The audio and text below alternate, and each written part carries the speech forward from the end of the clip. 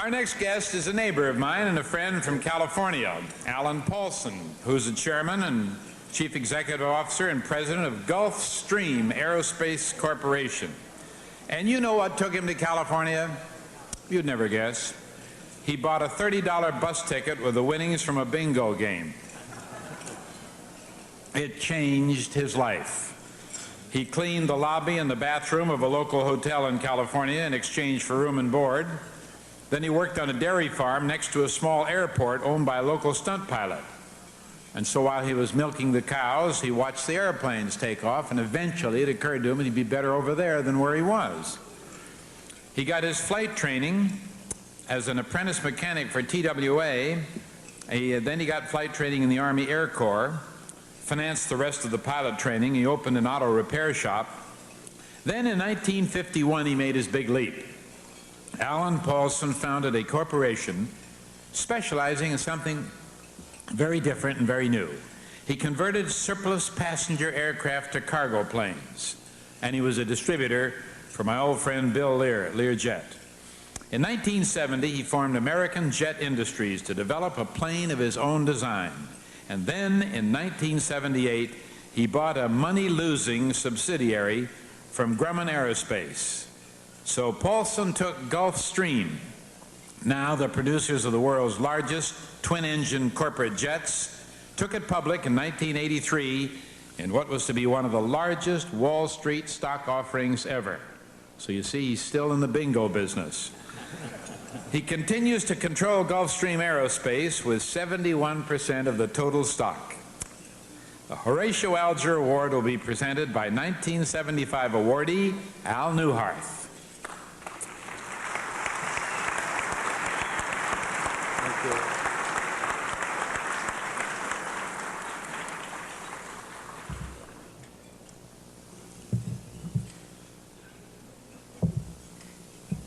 This thing wants to move on me here.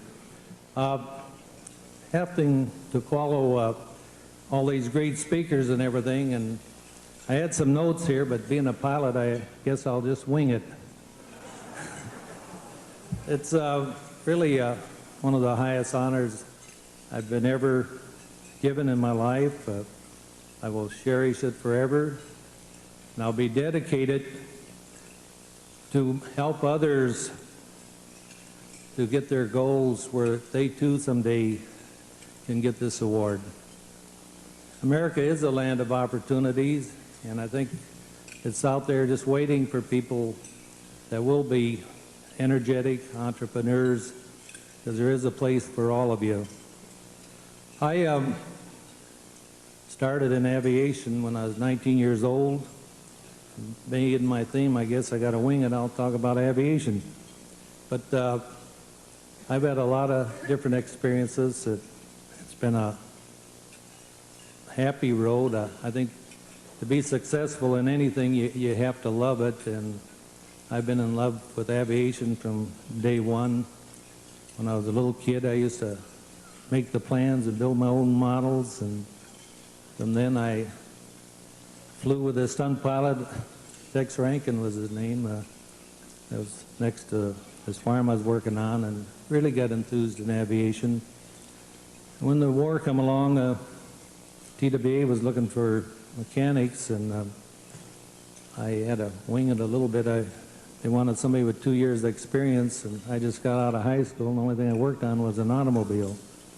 But anyway, they gave me a job for 30 cents an hour and sent me to school, and I learned a lot about the mechanics of airplanes. The war came along. I volunteered for the Air Corps flying cadets, and from there on, I guess my career in aviation was really started. Today I was on a show that they put on for us, 5 of us that were awardees here, and it was a 1-hour talk show, and they asked a lot of questions. And what amazed me, of the 3 of the 5 people up there were all people that were in World War II as pilots. And I got to thinking, and I made the comment to the group that in all my business career, I'm amazed at the number of people that run large corporations that are ex-pilots during our World War II period and Korean period. So I think there's something we all learn, and I guess the big thing we learn being pilots is how to take risks. And I don't know anyone in business that I've ever known that's been successful that wasn't willing to take a risk. So I have other things that have inspired me in my life besides aircraft.